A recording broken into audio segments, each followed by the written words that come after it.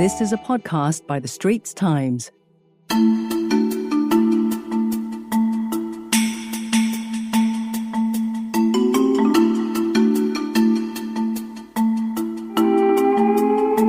You're listening to In Your Opinion, a podcast series by the Straits Times. I'm Ernest Luis, the podcast editor. And I'm Isabel Liu, and I cover housing news. The Forward Singapore exercise began in June 2022, and since then, many Singaporeans from all walks of life have taken part in engagement sessions on a wide range of topics, including housing. Now, Forward Singapore is the national effort to achieve a social compact, to refresh the glue, if you will, that holds society together with a shared understanding of our roles, shared values, and aspirations. At these Forward Singapore engagements, participants agreed that Singapore should continue to be a home-owning society. This is the third of 4 podcast episodes where Ernest and I have invited 2 young public housing flat buyers and an industry expert to discuss public housing. This podcast is brought to you by the Ministry of Communications and Information in support of Forward Singapore. We have Mr. Eden Soh, who is 28 and works as a media producer, and he just paid his deposit a few weeks ago for his prime location housing flat in the southwestern area. Eden, congrats, and great to have you on the show. Thank you so much. Thanks for having me here. We also have Mr. Chua. He's 28 as well, and he works as a sales executive. He applied for BTO flats for a few years, but has now bought a resale flat instead. Asher, glad to have you joining us. Thanks for having me as well. And as our industry expert, we have Ms. Christine Sun, Senior Vice President of Research and Analytics at Orange Tea and Thai. Welcome to the show. Hello, everyone. Thank you for inviting me here. So Eden, congrats on securing your first HDB flat, and wow, you went for the Prime Location Public Housing Model, or PLH, which will be shortened to Prime from the second half of 2024 under the new classification. Tell us, what was your thinking behind going for this category of flats as a first-timer, even with the resale conditions such as a 10-year minimum occupation period and the subsidy clawback? Okay, so this is actually my second time, bidding for BTO. So my first BTO was actually for a BTO in Tampines. I see housing as a forever home. I think youth these days still have that mindset, thinking that, that is their first investment, their first big investment. They're going to get something out of it. But for me, what I see right now is I need a place that I can live there for maybe the rest of my life. If I know that I'm choosing a non-prime, definitely, or there's a high chance of me kind of want to go for the upgrade in the future. I would want to sell. I want to get somewhere that's closer to my workplace, somewhere with better transport.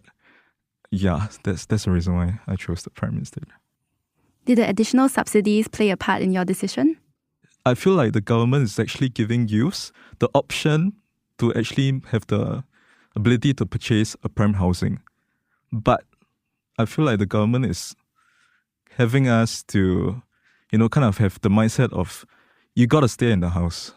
You're not going to sell it, even after your MOP. Okay, so you do feel that there's a changing sentiment now, that maybe public housing flats will probably not be as huge a pot of gold as it was seen previously by your peers. How do you feel about that? I feel like in Singapore's context, it's kind of fair because firstly, I don't think there's a lot of couples actually going for bigger families. I feel like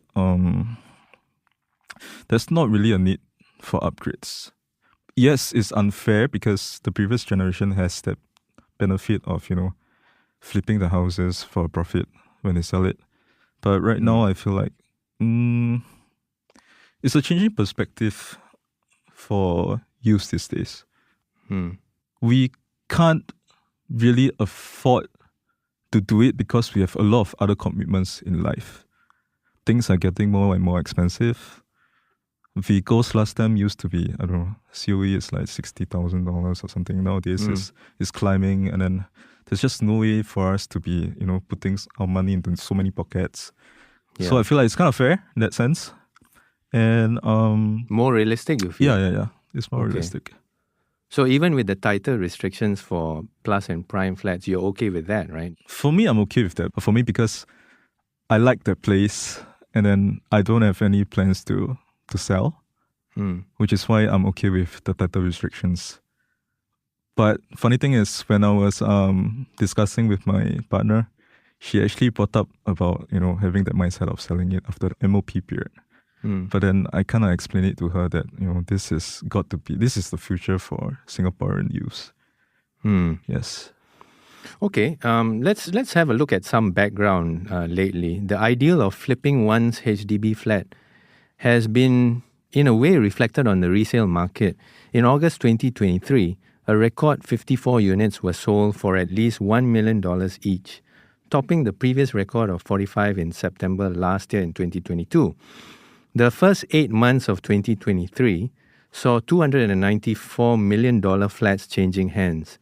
So the resale market for now seems like it is on track to beat last year's $369 million units. Christine, based on what Ernest just said, could the reclassification of flats mean a new reality for aspiring homeowners? Could it be the end of flipping for profit? I think some of these young couples, they may need to adjust their property investment goals or the timeline that they have set out to achieve certain objectives. Because we do understand that now many of these young people, they want to see how fast they can climb the property ladder. And, by what age they want to upgrade to a private housing or how many properties they want to eventually own. So with this extension of MOP for certain flats, like for example, 5 to 10 years for plus and prime flats, then I think the lengthening of this holding period of the property will have an impact on these buyers because it will delay the lottery effect and as well as to reduce the number of people who will be purchasing flats in good locations for short-term gains. So that's what we call flipping properties for profit. So to me, I don't think this is a bad thing because we did observe that many Singaporeans are actually selling their flats quite fast. That means immediately after MOP, perhaps 2 years, and this may indicate some level of speculative activities. So to quote some data, like for example, if we look at HDB data from data.gov, we notice that the number of flats sold 2 years after MOP actually rose substantially from 700 plus units in 2014 to more than 6,000 units in 2022. And in terms of proportion of total sales as well, such transactions have actually grown from less than 5% in 2014 to right now 23%. So this means that such transactions actually form about a quarter of the total resale transactions. So this will have some impact because if many people are flipping their properties quickly, that may cause some price distortion or expectation in terms of sellers. So many people may feel that, why is it that so many people are earning so much or, there are so many $1 million flats. So by lengthening this MOP and imposing an income ceiling for future resale buyers of plus and prime flats, in this way, I think it will help to slow down these, that means buyers will be flipping properties and also the number of $1 million transactions. Yeah, I guess, Asher, it's this thing about like the FOMO thing, right? Fear of missing out with Singaporeans quite high. We tend to jump in with the pack whenever we see a trend going in. You applied several times for BTOs and even a sales of balance flats, but you were not successful. You tried a PLH flat despite the resale restrictions. What were really your motivations for trying to secure a BTO? And then why did you go for a resale flat in the end? Yeah.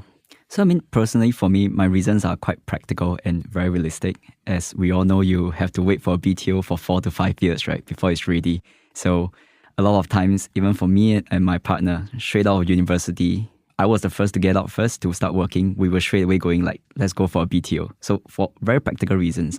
And also you kind of get an understanding that, if I go for a BTO, chances are I will buy it at a more fair value because government is the one putting a price on it and I can flip it, right? Like what Christine just said. A lot of young people are just flipping it straight away after 5 years. So that was the initial reason why we went for it. But of course, we tried for a lot of, more prime locations, right? Which is also one of the reasons why we couldn't get it. I wasn't as lucky as Eden trying to get a prime location. So we kind of have to go for a resale by choice. Yeah, if we can choose, of course, we will keep going for BTO. But again, we were also thinking about other aspects, right? More than the financial aspects. We knew that, okay, we probably want to get married at X amount of months later. And we both agreed that we need a place for ourselves. Right. We don't want to rent after marriage and have to do all the things. We just want a place that we can call our home. So that was also the reason why we went for a resale in the end. And I mean, really, was that the best choice? I think based on circumstances like our financial status, things such as the stage of life that we were at, to be honest, that was the best choice that we could make. And I mean, after making decisions and we did some calculations as well, I think we are pretty happy in terms of our purchase. At least now we know that, okay, when we get married, the house will be waiting there for us. So that's our reasons. Yeah, okay. And how do you find it meeting your top needs? Yeah, I mean, so if I were to share on a personal journey, my top needs, of course, were a lot, right? You know, when you first dream of your own house, you want everything. Personally, for me, right now, I'm actually renting near the central area. So for example, my top needs were, I want it to be central. But the dreams were dashed when I start to go to Property Guru or 99.co and I saw the prices, right? So that was how it is. But I think when we start to sit down, and the first thing we really look at was, okay, how much cash do we have like on hand and how much CPF do we have? And both of us, we are still pretty young in our career. So we really had to use that as the, the North Star to say that, okay, let's work around this. So pricing was number one, and then we started going to location. Well, location, of course, you want as central as possible, right? But we started to think to ourselves, well, if it's not central, if it's too expensive, at least can it be near maybe like a fair price, maybe like a supermarket, so it makes shopping easier.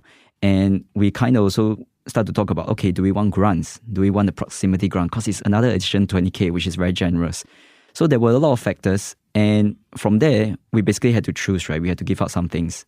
And I think the good thing is when you go to Property Guru 99.co, you just need to put in your filters and you will start to get a list. And what we did was we just went to look at it, knowing that one of these would be our houses. We look at it over a weekend, we look at like 9 properties. Pretty much from there, we saw the one we wanted, we negotiated, and that was how we ended up here. So it was pretty smooth process, but I think it all started from the fact that we knew our limitations, we knew somewhat what we can give up, what we must have, and that really helped to smooth out the process. Is your new flat near an MRT station? Did that play a part? Well, near is relative. So at least for us, we are in between 2 MRT stations, right? The bad thing is that I can't walk to the MRT without breaking a sweat. In my old place back in, the far west, yes, I can walk to the MRT, but it's much further, right, from Central. But this is pretty okay. We thought about it. Like, you probably need to take a bus, but the bus is pretty frequent. We talked to the homeowners as well, and they said, it's pretty convenient. Can't be compared to if you stay in Tanjung Pagar, but it's good enough. And again, for our first home, we knew that we couldn't have everything, but we just wanted to have the essentials. Again, like the shopping centers, fairly close to places that are more convenient, food, supermarket, and that is sufficient. And I know that, if we work hard, then in the future, maybe we get a better place and location. So would you intend to sell this flat after you fulfill your 5-year MOP? Well, it will be dependent on a lot of factors, right? It will be tough to say. I think, at least based on our initial discussion, that is something we will explore, of course, 5 years later after MOP.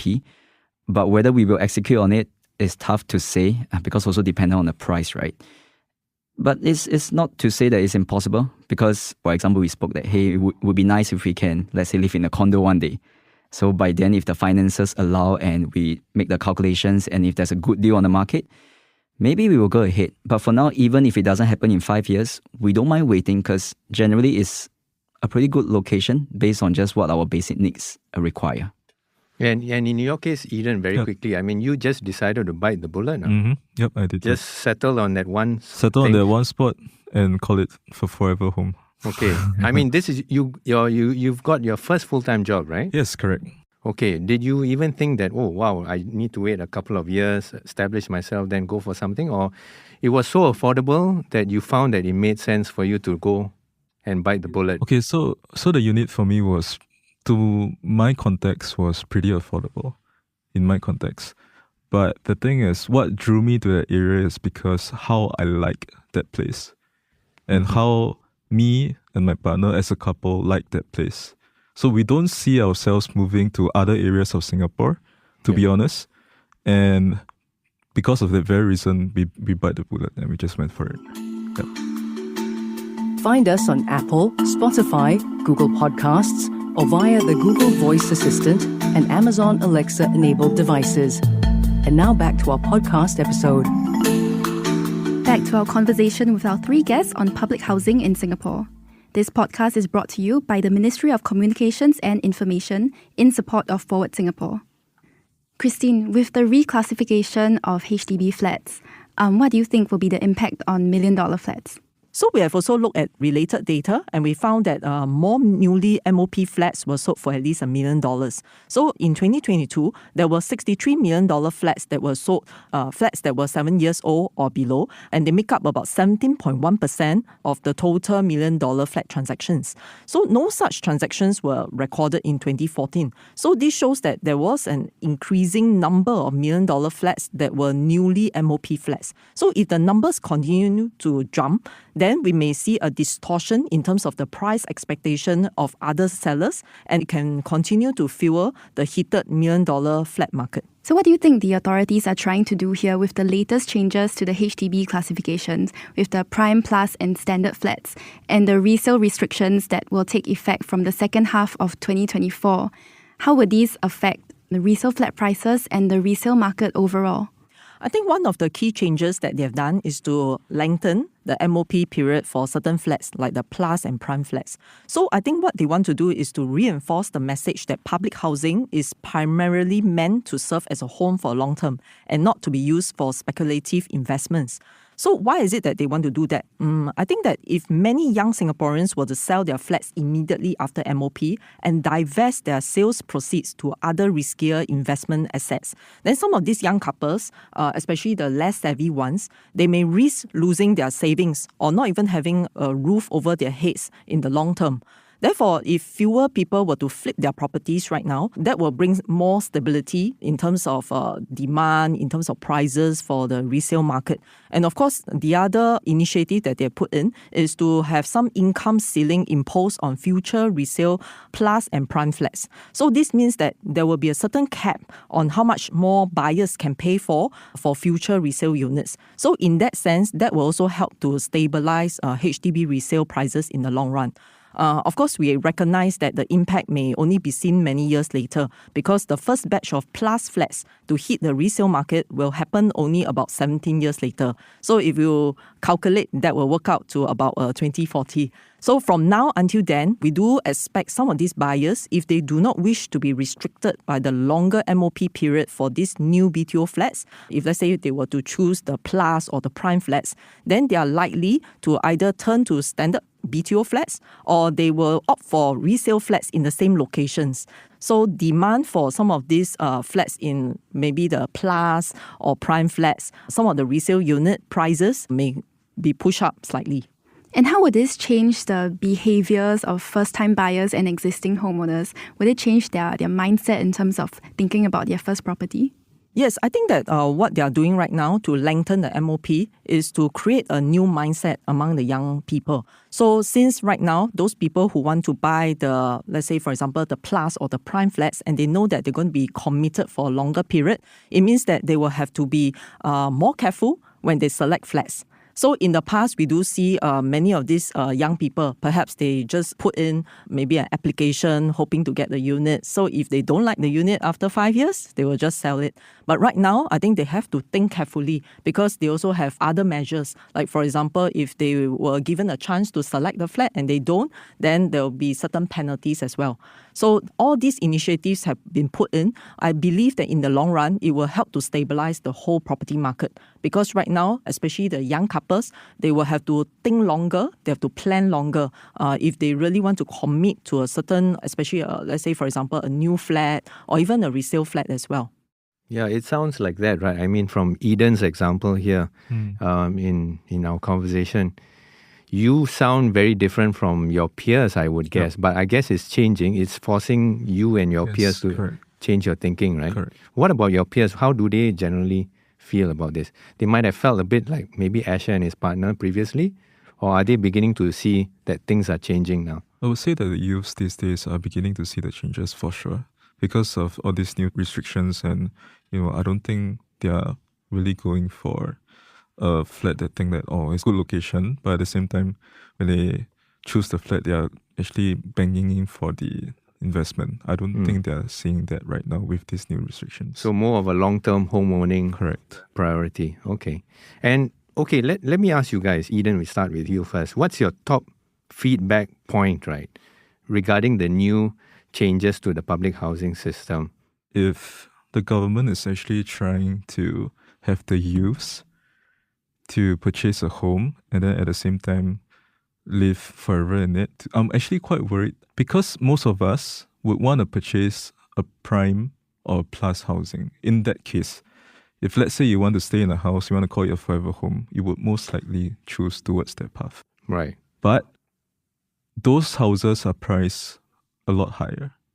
So every month you have to fork out a certain amount in your CPF, and sometimes it might touch your cash.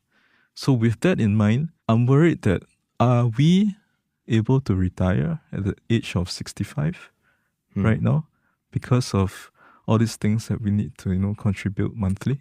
You worried about what? Cost of living, pressures, Cost of living, inflation. correct. Right. And tying together with the housing as well. I feel like it's quite worrying for us that are we able to retire at that age? Right. So despite the fact that you have a seemingly stable full-time job now, you still have that long-term concern. Yes. Okay. And Asher, what about you? Yeah, I mean, I'm in agreement with Eden in the fact that I definitely feel with all the new changes, of course, the government is trying to make it more like when you purchase your home, think of it as really your home, not as a way to flip. I think we can all agree on that. I think in terms of how I would approach it, my way is probably more pragmatic, right? Because I grew up in the West, far West. My parents probably didn't have much choice in terms of do we go for a central location or where. They pretty much stayed with my grandparents maybe 5 years into their marriage. So growing up in that environment, I think at the end of the day, I tell myself that, well, if they could do it, even if it's just the far West, yes, maybe they take 10 to 20 more minutes to go to a central location. We grew up fine in a sense. They taught us well. We were able to, get a good future for ourselves. To me, sometimes I look at that and be like, okay, so even if I can't stay in the prime, maybe slightly different from Eden. Yes, I would love to stay at the prime, but I kind of tell myself, well, even if I can't stay in a prime location, like central location, that's fine. As long as, it sounds cliche, but as long as the person I'm living with is someone I enjoy being with, that is fine for me. So that's the way I look at it. Yes, am I sad that I maybe can't flip it for better prices? Yeah, maybe a little bit, but still, that's just something you have to deal with as generation change and as situation change. But overall, Singapore, I think is a good place. I mean, we can always go enjoy ourselves in Thailand, Bali or something, right? So at least that's something I'm thankful for. So what should other youths be mindful for? And do you have any suggestions for the future down the road? So for me, and this is my personal opinion, I think I'll split into BTO and resale, right? So initially we also wanted to go for BTO, but I think a lot of times, maybe it's the way the system is set up, we don't necessarily look at the emotional factor of it. So a lot of my friends in university, both of them, let's say 2% at university, they're already thinking of committing to a BTO just because of the wait time and all that, right? But sometimes when I ask them cheeky questions, right, like, so is he or she the one? They don't know, right? They just say, well, just apply first and see how. That's the typical answer. For us, actually, we were applying for BTO and for a moment we stopped it because, we are figuring things out in the relationship, right? So it stopped for a while. And when we decided to go back into the market, we knew that, okay, BTO wasn't the choice anymore because of our plans of wanting a house when we get married. Now, in terms of resale, as I mentioned before, your dreams can be very rosy in the very beginning, but the moment you sit down and look at the numbers, which I think I have to give props to, a HDB and government. I think the whole new HFE process, honestly, makes it very easy. You just apply one time, simply use your SingPass.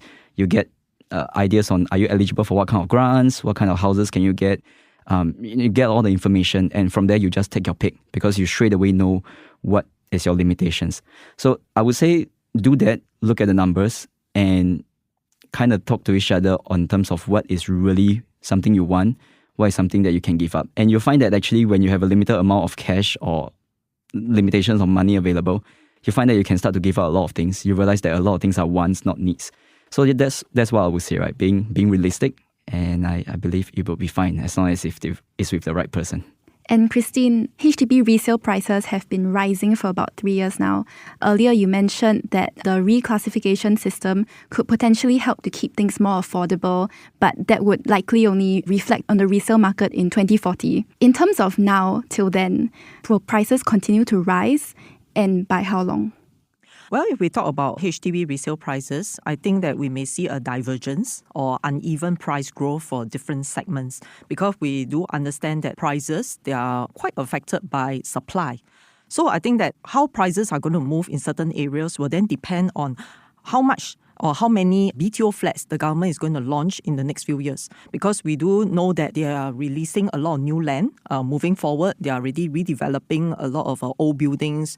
Of course, converting new places, like for example, the Paya Lebar Air Base, Greater Southern Waterfront, Long Island, Mount Pleasant, so many new places. So it really depends on how many flats they are going to release. So for example, if they are going to continue to launch many of these standard flats all over the island, and we understand that they still form the bulk of supply in the market with the usual 5-year MOP, then those resale flats in the same areas, they will potentially experience more competition.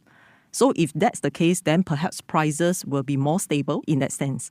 However, if you are talking about certain other flat types, like for example, those bigger flats, like 5-room flats, executive flats, especially those in the prime locations, we do know that in the previous BTO exercises, I think there are not many launches that have all these big units like 5-room flats. So therefore, we expect demand to continue to be robust, because there will always be Singaporeans who want these kind of big flats and near the town area, and they don't mind paying maybe resale prices.